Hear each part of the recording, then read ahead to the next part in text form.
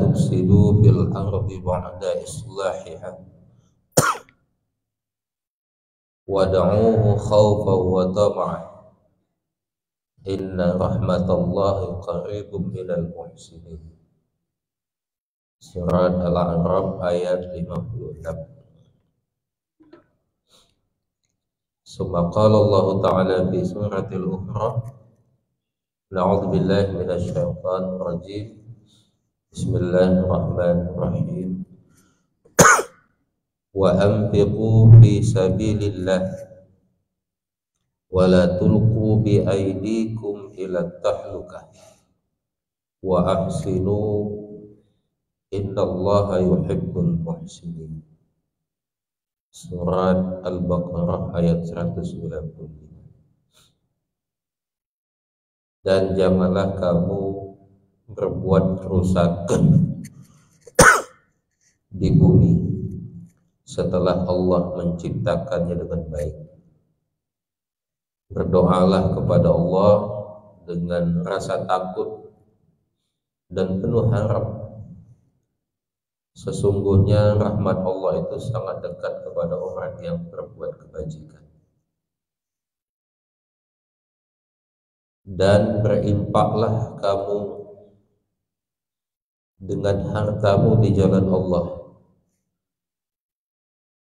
dan janganlah kamu jatuhkan dirimu sendiri ke dalam kebinasaan, dan berbuat baiklah. Sesungguhnya Allah menyukai orang yang berbuat baik. Benar Allah dengan segala firman-Nya. Kita bersyukur kepada Allah atas segala nikmat dan rezekinya.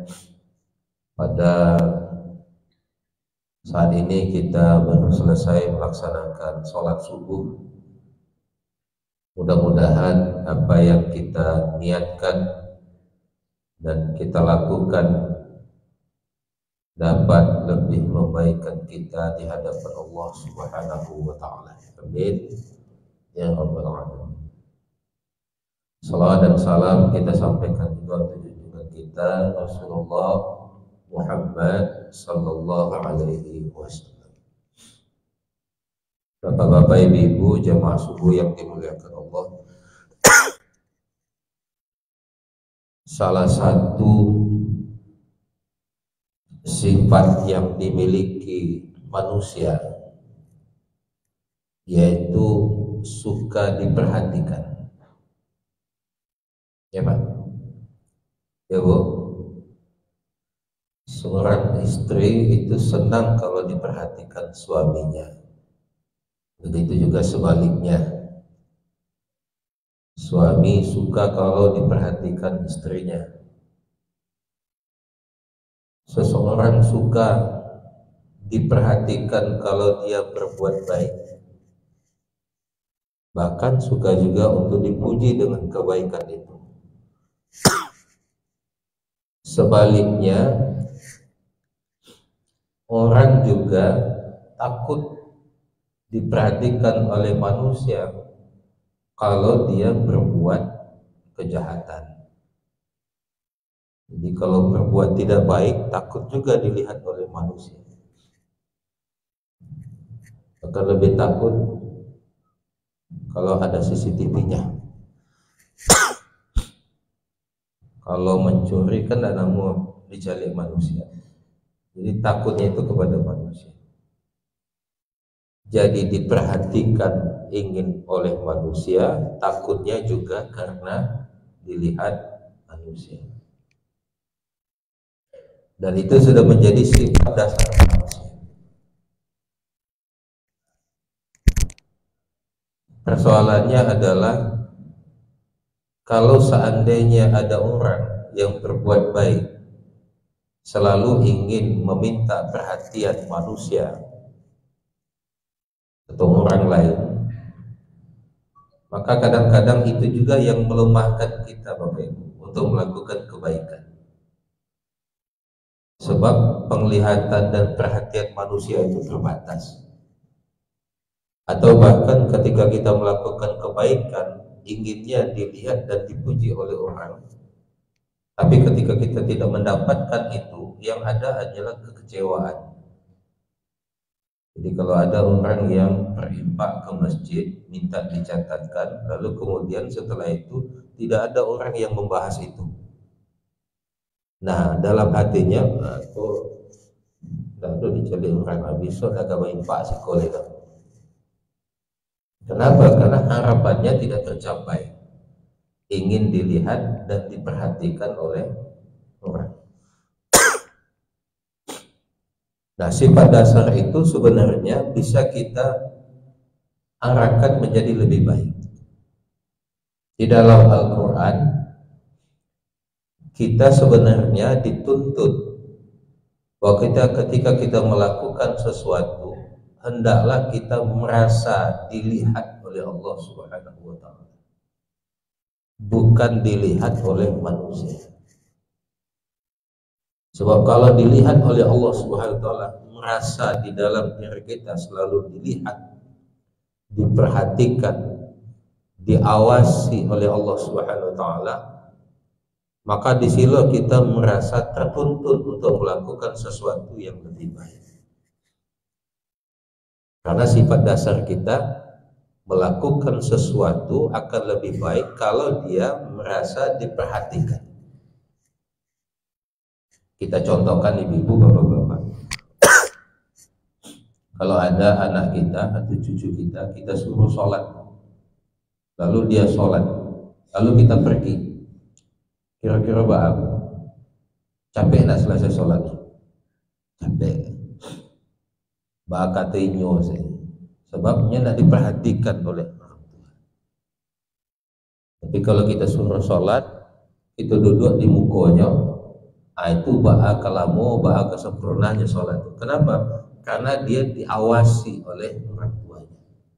Jadi merasa diperhatikan, merasa diawasi, itulah yang akan menuntun seseorang melakukan sesuatu itu lebih baik. Nah, ibu bapak-bapak yang dimuliakan Allah, di dalam agama kita merasa diperhatikan, kesadaran merasa diawasi itulah yang kita sebut dengan al-ihsan. Apa bu? Al-ihsan.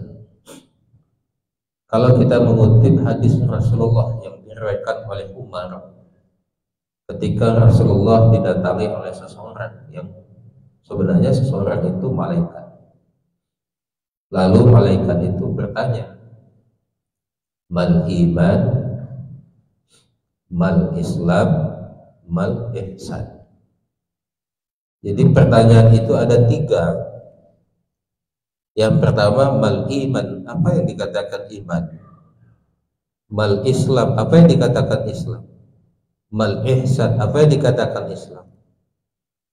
Urutan ini seolah-olah menjelaskan kepada kita bahwa bagian penting dari kehidupan kita itu adalah iman dulu. Lalu setelah itu Islam. Lalu setelah itu ihsan. Maka bisa saja kita pahami ihsan ini menjadi puncak penghayatan keagamaan kita. Puncak keagamaan seseorang itu terletak pada ihsannya. Tetapi sikap ihsan itu tidak bisa kita dapatkan secara otomatis. Dia harus melalui tahapan-tahapan. Ada proses, ada pembiasaan, agar di dalam hati kita ini ketika kita melakukan sesuatu, merasa kita ini bahwa dalam melakukan itu kita dalam pengawasan Allah Subhanahu wa Ta'ala. Nah, apa yang dikatakan iman, barangkali kita sudah paham semua apa yang dikatakan iman. Tetapi kalau kita katakan iman itu percaya, yakin kita, maka sebenarnya itu adalah sifat dasar manusia juga. Seluruh manusia punya keyakinan, punya kepercayaan.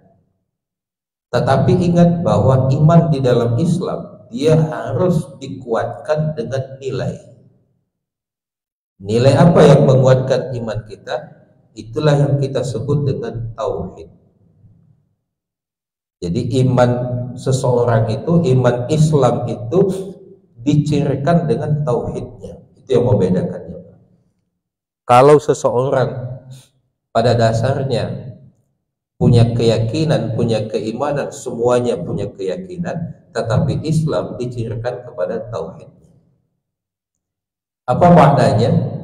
Memastikan bahwa sebab kita melakukan sesuatu, cara kita melakukan sesuatu, tujuan kita melakukan sesuatu hanya dilekatkan kepada Allah Subhanahu wa taala.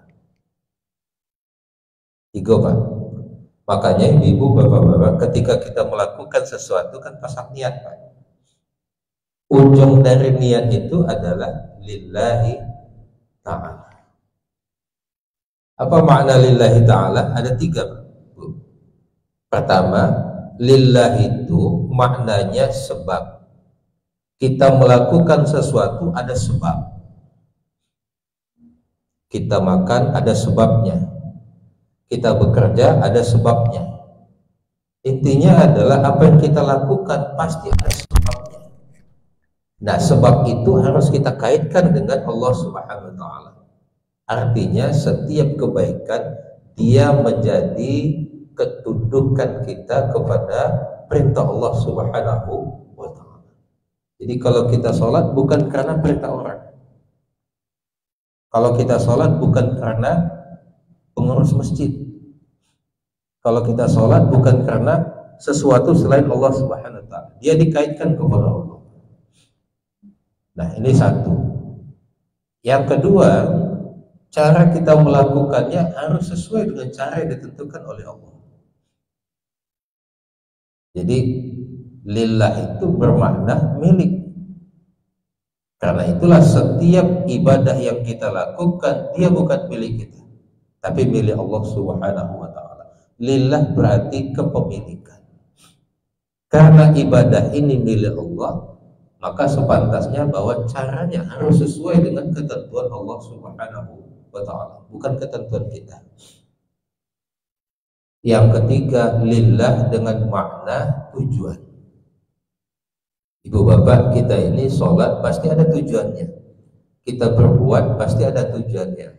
Nah, tujuan itu harus dikaitkan dengan Allah. Di dalam salah satu firman-Nya Allah mengatakan, Qul innama ana basharun mislukum yuha ilayya annama ilahukum ilahu wahid faman kana yarju liqa'a rabbih falyamal amalan salihan wa la yusyrik bi ibadati rabbih ahad. Ibadah itu hanya sekedar untuk mengharapkan pertemuan dengan Allah Subhanahu wa taala. Ada lagi ayat yang mengatakan innama nut'imukum liwajhillah la nuridu minkum jazaa wala syukur. Hendaklah kamu memberikan makanan itu liwajhillah. Kata-kata liwajhillah itu hanya untuk mengharapkan wajah Allah, atau dalam makna hanya untuk mengharapkan keridhaan Allah. La nuridu minkum jaza, tidak mengharapkan balasan dari orang lain. Jadi kalau kita berbuat baik, Bu, jangan dipikirkan kira-kira yang dibaliknya minggu kawan. Kalau kita membantu orang lain, jangan dipikirkan kira-kiranya bantu awak tak bisa kalau susah. La nuridu minkum jaza wala syukura, meskipun ucapan terima kasih. Nah, kita ke Bapak Ibu, kadang-kadang kita ini berbuat baik tergantung kepada orang. Kalau ada orang yang kita bantu lalu mengucapkan terima kasih, besoknya datang kita bantu, Pak. Tapi ada yang kita bantu, tidak ada setelah mengucapkan terima kasih, Pak. Kita bantu, lari senyeleh. Besoknya datang balik. Kira-kira kita bantu atau apa? Susah. Patang yang mau bantu, tidak ada terima kasih setelah. Kini datang balik. Leka bagi undak. Artinya kita terikat dengan sikap orang kepada kita untuk melakukan kebaikan. Padahal kata Allah, kebaikan itu mutlak diarahkan kepada Allah. Jadi ucapan terima kasih sekalipun tidak diharapkan. Kenapa? Karena pada dasarnya kita melakukan kebaikan, kita sedang bertransaksi dengan Allah, bukan bertransaksi dengan manusia. Kepada manusia hanya sebatas syariatnya, hanya sebatas alatnya. Yang diminta oleh Allah adalah keikhlasannya. Karena itu ibu-ibu, bapak-bapak, ada ayat yang sering kita baca dalam sholat barangkali. Kata Allah, wa ma umiru illa liya'budullaha mukhlishina lahuddin.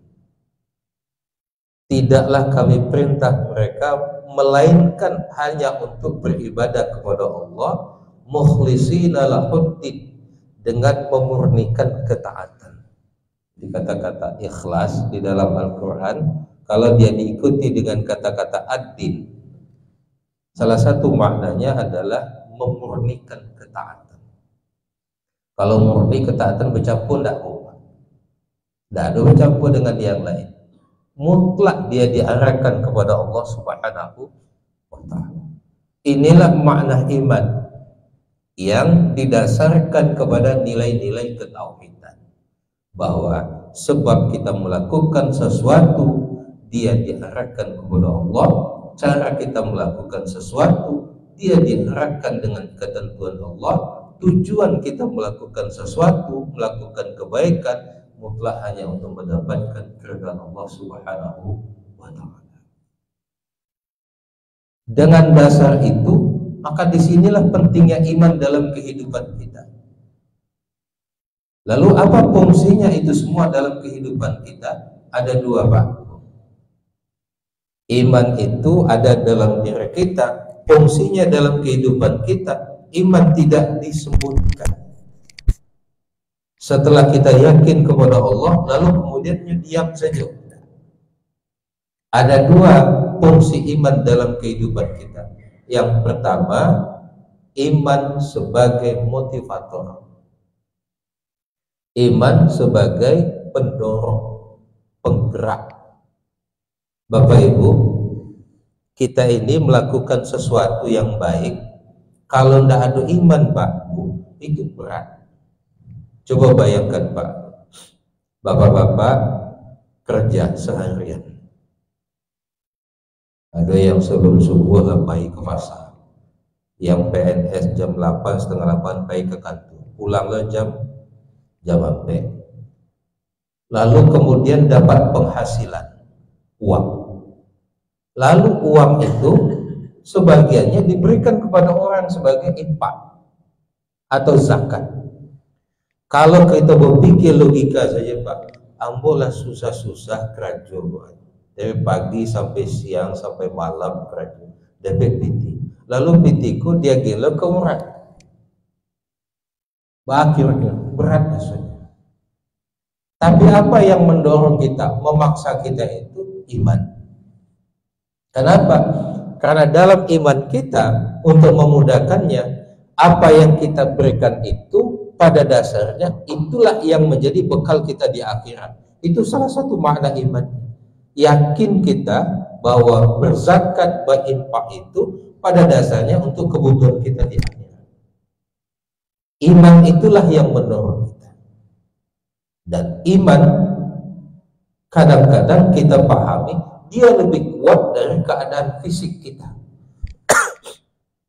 Bapak Ibu yang dimuliakan Allah, contohkan Pak,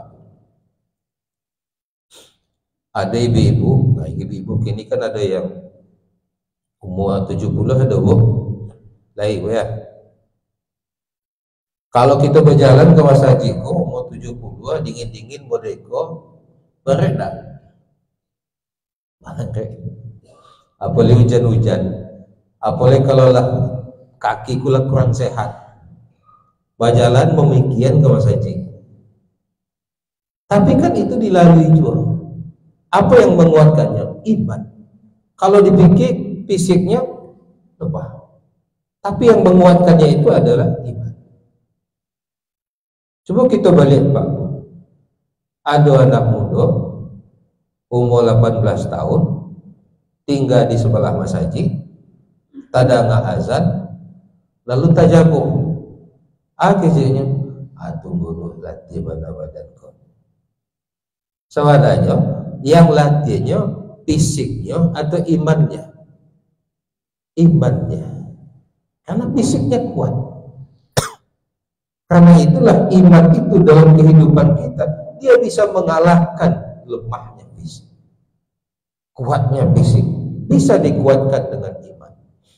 Nah, disinilah iman dalam kehidupan kita, dia berfungsi untuk menguatkan kita melakukan kebaikan-kebaikan.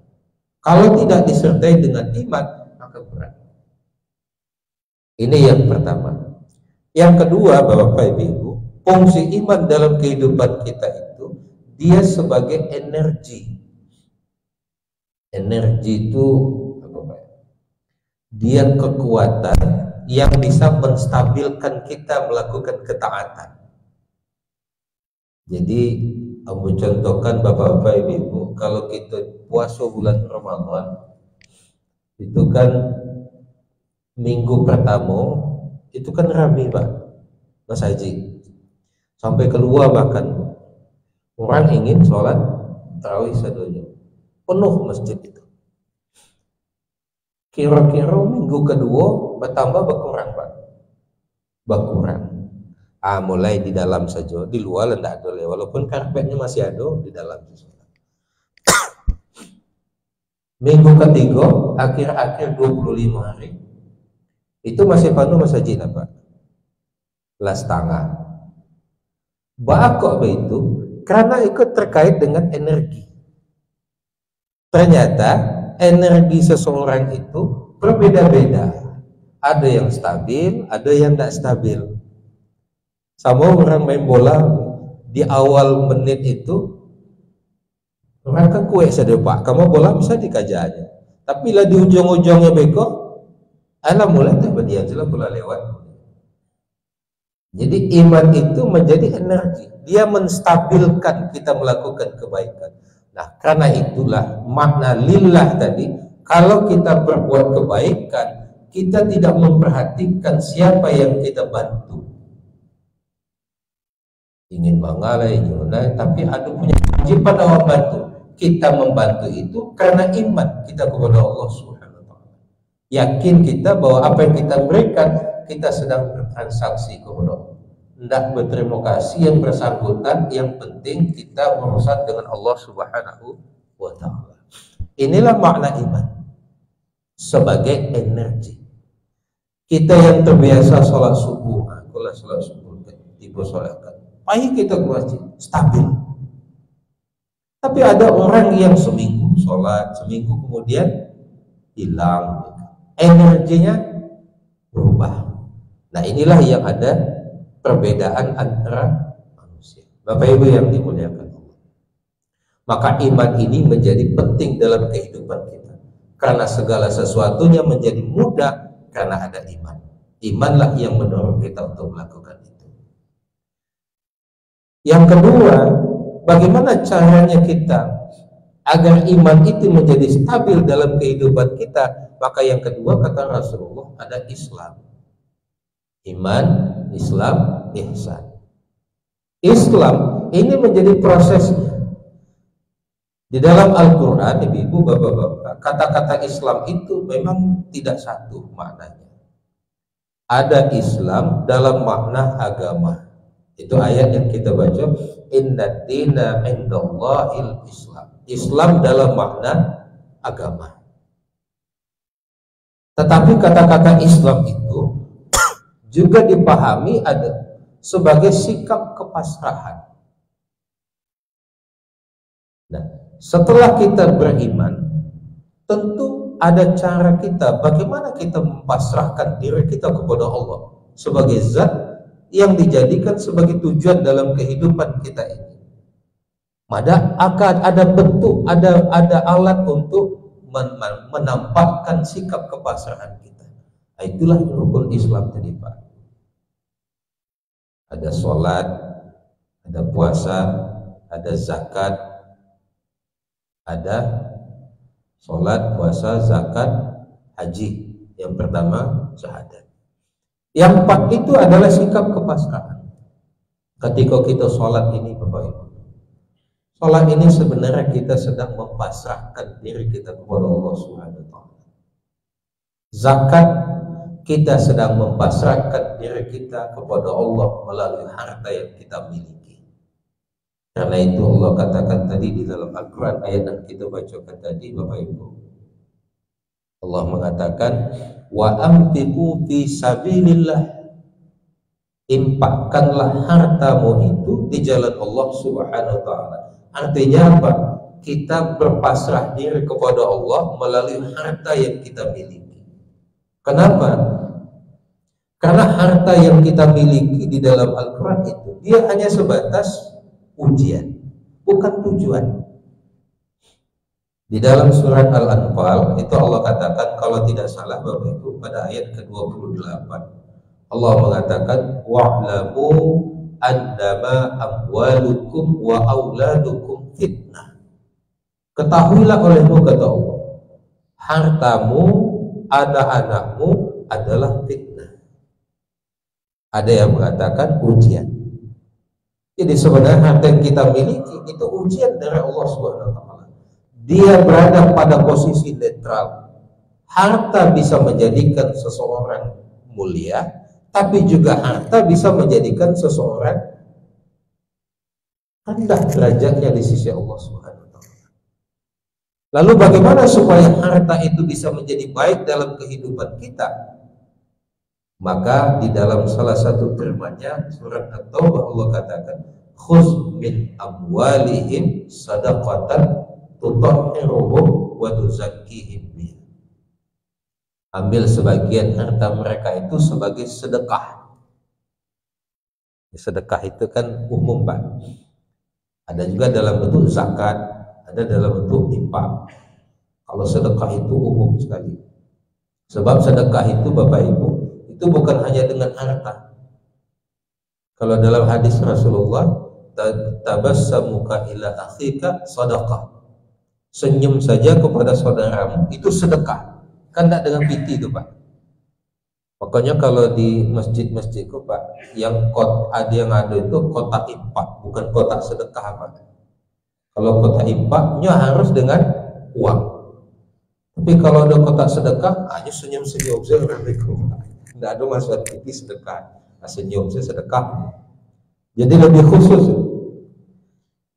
Apa tujuan harta itu disedekahkan, diinfakkan? Ada dua, tutahhiruhum wa tuzakkihim biha. Jadi dengan harta, dengan sedekah, dia akan bisa membersihkan batinmu, dia juga bisa mensucikan batinmu. Jadi ada dua Pak, satu membersihkan, satu mensucikan. Tutahhiruhum wa tuzakkihim. Apa makna tutahhiruhum itu? Dia membersihkan sifat-sifat yang tidak baik. Tuzakihim, dia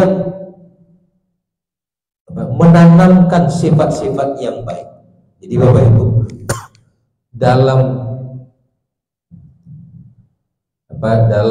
dalam harta yang kita miliki itu, dalam sedekah itu, bukan salah satu sifat tidak baik yang ditimbulkan oleh harta itu adalah sombong. Sombong itu kan kita merasa apa yang kita miliki itu tidak miliki oleh orang lain. Lalu kita merasa lebih, merasa banyak, maka muncul sifat sombong. Itu dampak dari harta. Sifat jelek harta itu menimbulkan sifat sombong. Kalau kita sedekah, maka sifat itu yang dikikisnya. Nah, itu sifat jelek. Itu yang tutahhiruhum. Lalu secara bersamaan tuzakkihim. Ketika kita memberikan harta itu kepada orang lain, dengan sendirinya kita sedang membiasakan diri untuk bersifat dermawan. Jadi sombong harus diobati dengan rendah hati. Rendah hati itu dengan cara sedekah. Jadi ada dua, tutahhiruhum wa tuzakkihim. Jadi kalau seandainya kita ingin mendapatkan kebaikan dari harta kita itu, maka dua, sedekah itu. Sedekah membersihkan sifat tidak baik, sedekah membiasakan sifat-sifat yang baik. Nah, disinilah salah satu bentuk kepasrahan kita kepada Allah melalui harta yang kita miliki. Sholat begitu juga Pak. Sholat ini memang secara syariat dia menjadi kewajiban bagi kita, karena di dalam Al-Quran, di dalam kaedahnya al-aslu fil amri lil wujub. Asal ada setiap perintah dalam Al-Quran maka hukumnya wajib. Aqimus sholat, laksanakan sholat, itu perintah dalam Al-Quran, maka hukumnya wajib kita laksanakan. Tetapi sholat itu bukan persoalan wajib atau tidak wajib. Lebih dari itu adalah sholat itu sebagai alat bagi kita untuk mempasrahkan diri kita kepada Allah Subhanahu wa Ta'ala. Sholat itu sebagai bentuk bagaimana kita menjalin komunikasi kita dengan Zat yang menciptakan kita. Itulah salah satu makna khusyuk dalam Al-Quran. Allazina yadhunnuna annahum mulaqu rabbihim wa annahum ilaihi raji'un. Yang khusyuk itu adalah ketika ada orang melaksanakan sholat, pada saat dia sholat seolah-olah dia ketemu dengan Tuhannya. Seolah-olah Pak ya, jangan bertemu, tapi seolah-olah kita bertemu dengan Allah. Kalau bertemu dengan Allah kan berhadapan-hadapan, tapi jangan kita persepsikan bahwa Allah itu di sini Pak. Ini seolah-olah. Artinya ketika kita sholat, kita merasakan kedekatan kita dengan Allah Subhanahu wa Ta'ala. Itulah bentuk kepasrahan. Itulah makna Islam. Jadi dalam kehidupan kita, iman kita sebagai dasar, cara kita untuk menguatkannya adalah ada media, ada alat untuk mempasrahkan kita kepada Allah Subhanahu wa Ta'ala. Ibadah yang kita lakukan adalah upaya kita untuk mempasrahkannya. Dengan harta, dengan ilmu sekalipun, dengan sholat, zakat, puasa. Puasa juga begitu, haji juga begitu. Itulah sikap kepasrahan kita kepada Allah SWT.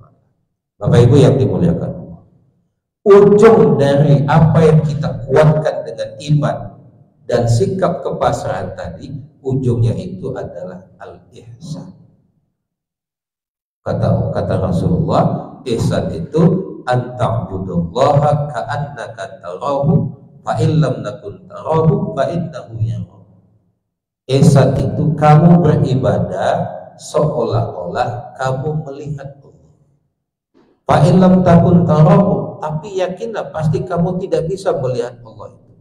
Fa innahu yarahu, pastikan bahwa kesadaran kita mengatakan Allah pasti melihat kita. Itulah ihsan.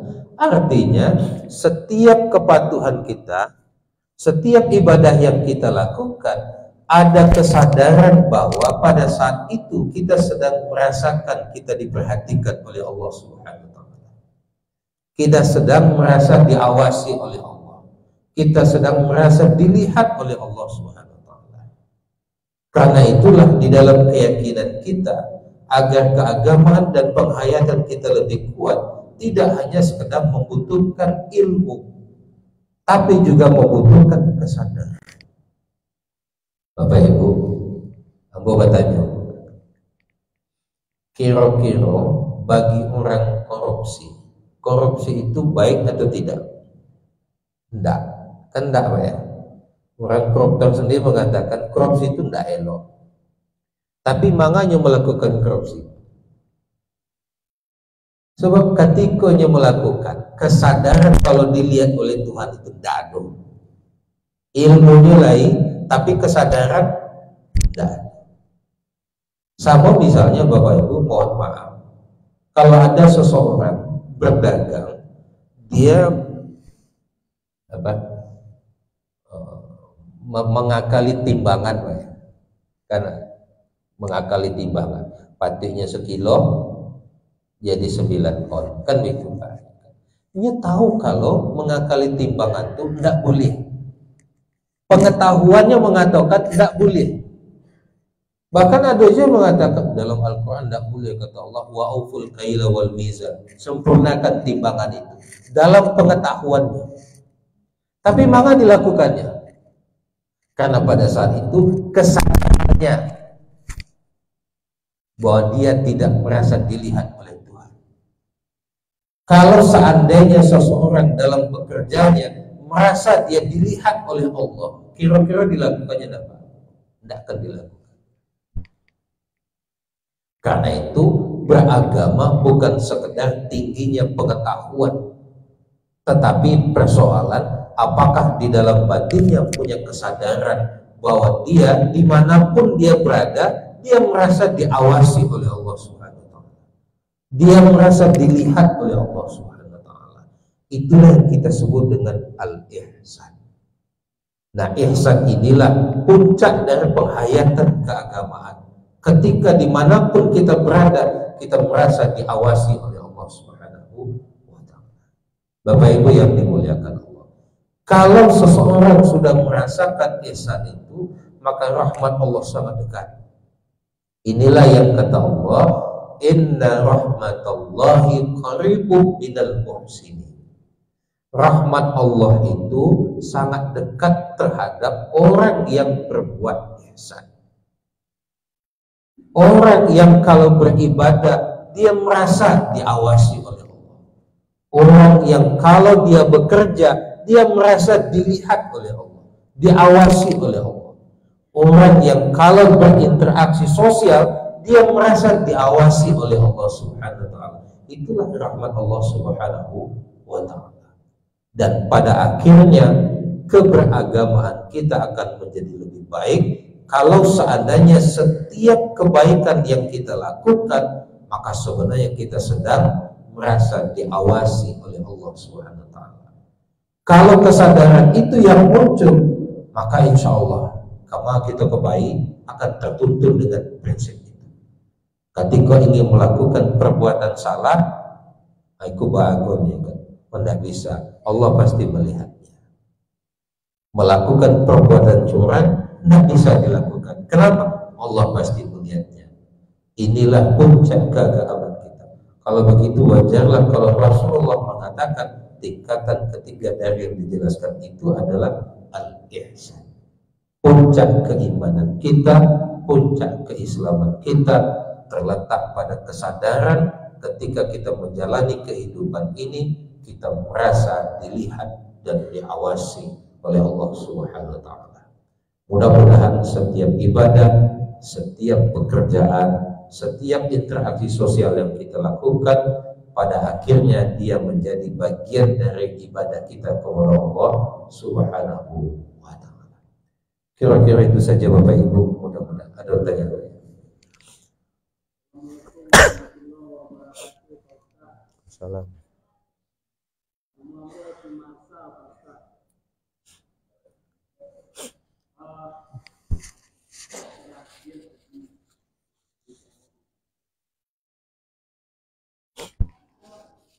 Kalau kita di Republik ini profesor, doktor dari semua perguruan tinggi dalam dan luar negeri, Islamnya lebih dari 80%. Tapi Islamnya itu repot kita berbicaranya. Ini gimana dulu permasalahannya? Semuanya korupsi seperti kita bilang. Jadi tidak ada Islam di dalam dirinya itu. Itu satu kembali kepada diri kita. Apakah itu termasuk berbuat kerusakan di muka bumi? Bukan hanya masalah lingkungan saja. Mungkin itu aja yang kita lihat. Waalaikumsalam. Terima kasih Pak. Jadi yang pertama, itu yang bertanya, itu yang sampaikan tadi Pak, bahwa ada ungkapan al-iman yazid wa yanqus. Iman itu kadang-kadang dia menguat, kadang-kadang dia melemah. Bagaimana cara menguatkan iman itu? Salah satunya dengan pengetahuan. Jadi orang menggali Al-Quran, menggali ilmunya, itu dalam rangka menguatkan iman. Pengetahuan pada akhirnya kata Allah, yarfa'illahu allazina amanu minkum wallazina utul ilma darajat. Jadi pengetahuan dan iman itu akan mengangkat derajat seseorang. Ilmu. Tetapi Bapak-bapak Ibu, ilmu saja itu tidak cukup dalam kehidupan kita. Ada dua istilah, barangkali Ibu Bapak ada bedanya antara pintar dan cerdas. Kalau Amba tanya karena Amba 20 10 tambah 10 berat 20, itu pintar Pak. Karena dia berkaitan dengan latihan-latihan tadi. Orang banyak menguasai rumus-rumus Pak, itu pintar. Rumus ikonya tahu, pintar. Karena itu bisa dikaji. Tetapi di dalam Al-Quran ada kata-kata yang syudud.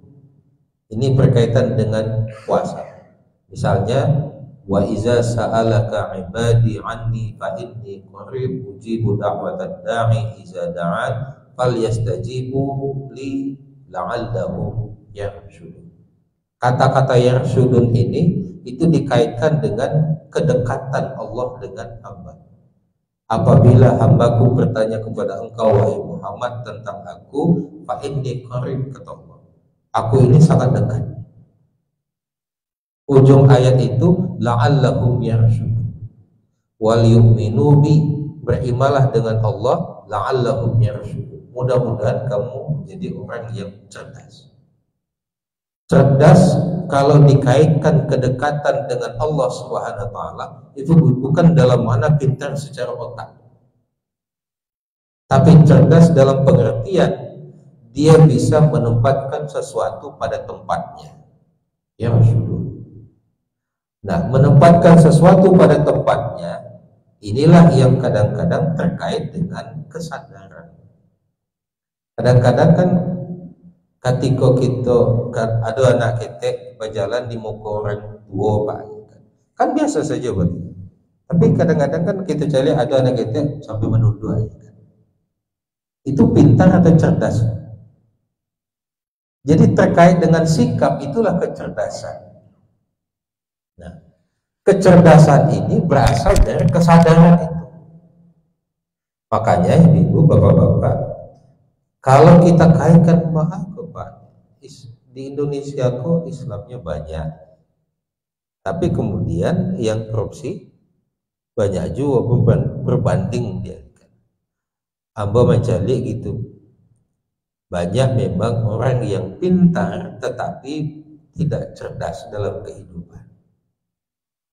Cerdas dalam pengertian adanya kesadaran bahwa kemampuan dia untuk menempatkan sesuatu pada tempatnya itu bisa dilakukan kalau dia merasa dekat dengan Allah Subhanahu wa taala. Jadi kalau banyak ada almarhum Profesor Azumardi Azra meninggal Pak Rahman. Beliau mengatakan memang di Indonesia kok sudah terjadi Islamisasi. Tapi Islamisasi itu secara lahiriah. Dari segi jumlah banyak itu Islamisasi.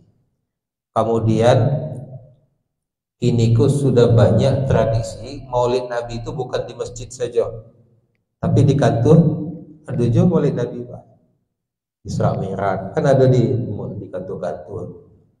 Kalau halal bihalal sudah rayo, lalu di masjid, di kantor-kantor dilaksanakan juga. Artinya kegiatan agama secara rutinitas itu bertambah, tapi tidak berbanding dengan kualitas. Banyak kegiatan keagamaan, tapi tindakan korupsi banyak juga. Menunjukkan apa? Nah, itu tadi. Kedudukan dan fungsi imannya tidak berfungsi meskipun dia mengaku beriman kepada Allah SWT. Makanya tadi gue sampaikan iman itu masih berfungsi dalam kehidupan, dia sebagai motivator, dia sebagai energi dalam kehidupan. Nah, jadi Bapak Ibu yang dimuliakan Allah, Karena itu persoalan iman bukan sekedar pengetahuan, tapi juga bagaimana menimbulkan kesadaran bahwa kita ini selalu dilihat oleh Allah. Yang kedua, terkait dengan lalu lupa tadi Pak, yang kedua. Oh iya, wala tufsidu fil ardi ba'da islahi. Kata Allah, jangan kamu merusak bumi ini setelah Allah menciptakan. Makna merusak itu bukan sekedar merusak lingkungan, Pak. Kan sering dulu kan ada kebakaran di Pekanbaru, Aiko orang melakukan kerusakan di bumi. Tapi kerusakan di bumi itu ada orang yang merusak nilai. Misalnya kalau ada praktek suap di dalam pekerjaan, harusnya pekerjaan itu kan kalau seandainya aturannya lulus nilai sekian, luluskan. Tapi kemudian ada yang menyuap, Pak. Nah itulah yang merusak nilai. Jadi kerusakan itu bukan sekedar dalam pengertian merusak lingkungan.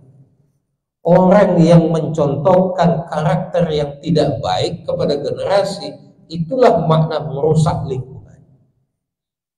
Orang yang mencontohkan kepada generasi yang akhlak yang tidak baik, itu yang merusak lingkungan.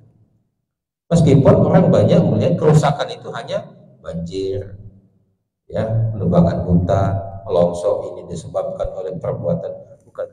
Tapi yang paling parah itu adalah ketika ada orang yang tidak bertanggung jawab mencontohkan perilaku yang tidak baik kepada generasi lain, itulah yang akan merusak lingkungan. Pada akhirnya, pada dasarnya semua yang diciptakan oleh Allah itu kan baik semua.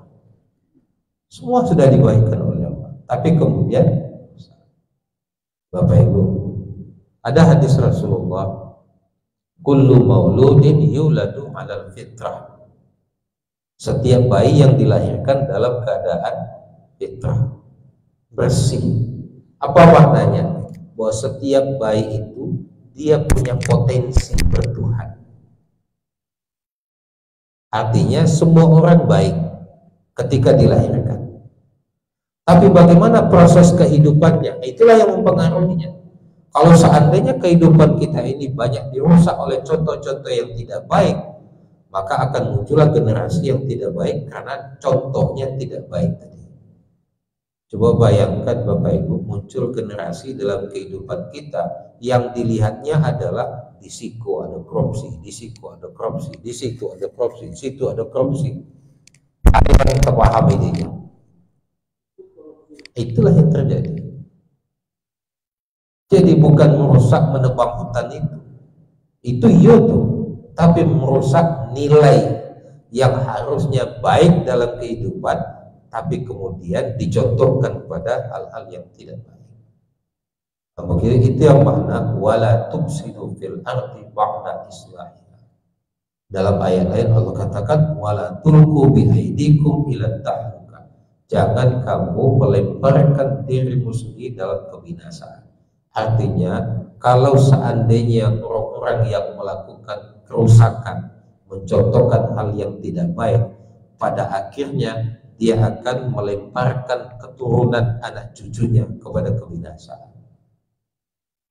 Pada akhirnya yang dicontohnya tidak baik semua. Nah, karena itu Bapak Ibu yang dimuliakan Allah, kan ada fenomenanya gitu Pak. Terjadi korupsi besar-besaran di instansi tertentu. Apa pandangan? Mungkin gajinya kurang, karena ada Pak. Lalu ditingkatkan gajinya Pak. Ada jaminan untuk korupsi Pak? Tidak bisa korupsi juga dia. So kalau harato kan bentuk minum ilawi, dia sekian atau kurang tidak ada. Jadi ambekir yang paling tepat itu bagaimana? Menguatkan kekuatan pengendali dalam. Itu yang kita lemah. Coba contoh Pak. Pak Tangguh kan ada kejadian pembunuh seorang gadis di Bremen. Orang mengatakan itu mungkin disebabkan faktor pendidikannya kurang. Itu mungkin disebabkan faktor sosial. Itu disebabkan faktor politik, stres dan segala macam. Itu kan sisi luar dirinya sadar Pak. Seolah di dalam dirinya tidak ada pengendali, lemah, kompos. Padahal ketika kita melakukan sesuatu, saringannya kan ada pengendali Pak. Baabananya buruk lingkungan, tapi kan saringannya di situ. Apa yang kurang di situ? Nah, itulah kesadaran ketuhanan itu. Nah, karena itulah yang harus ditanamkan ke generasi.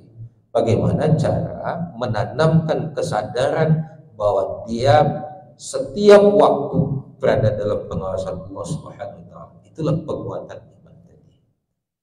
Nah, bagaimana itu Pak? Jadi kalau seandainya kita kupas itu kan tidak akan selesai. Ujungnya adalah kalau menurut Ambo akan pengendali dalam diri.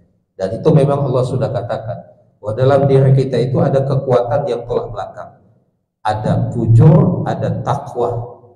Fujur itu potensi tidak baik, takwa itu potensi yang baik. Kalau ada orang mengasah potensi tidak baiknya, jadilah elok itu. Tapi kalau kebiasaan hidupnya mengasah takwa tadi, membiasakan hal-hal yang baik, maka akan jadilah dia yang baik. Makanya kata Allah, qad aflaha man zakkaha wa qad khaba man dassaha.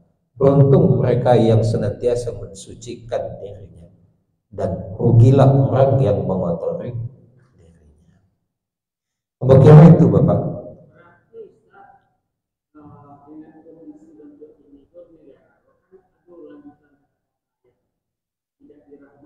Ya. Rahmat itu kan kasih sayang. Dalam kasih sayang itu kita merasakan kenyamanan. Ini tanya saja Pak, kira-kira nyaman tidak awak dengan kondisi? Itu pertanyaannya Pak. Itulah yang rahmat Allah itu. Jadi rahmat itu orang berbuat tidak elok menjadikan awak gelisah, disitulah rahmatnya tak muncul. Tapi kalau orang sadanya berbuat elok, disitulah rahmat Allah akan muncul. Inna rahmatullah qaribu minal muhsinin. Jadi berbuat baik dulu sadonyo, baru kita merasakan rahmat. Barangkali itu Pak ya. Terima kasih. Lebih dan kurang mohon maaf. Assalamualaikum warahmatullahi wabarakatuh.